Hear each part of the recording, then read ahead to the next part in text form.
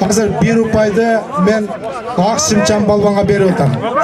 Sebebi hazır 10 sekund berem bolbogon bolsa Kızıl Palvan jеңилет. Sebebi kolunu kirgizgen joksuz. Жоқ аға, Беркинің қолы шығып тұрады мына. Мен көріп тұрам. Честный болуш керек.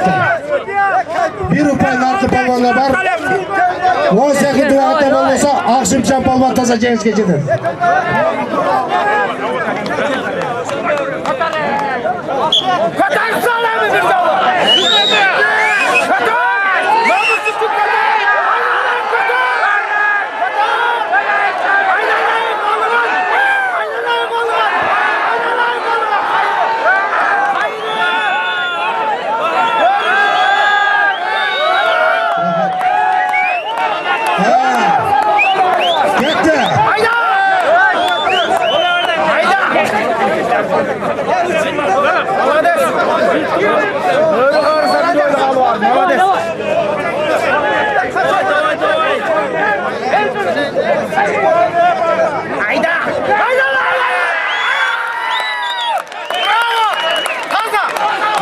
Nesep.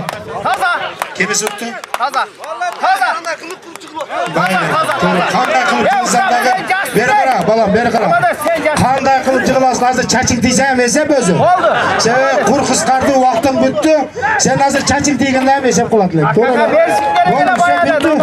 Молодец. Hurmatli tuyg'anlar, quloq solingizlar.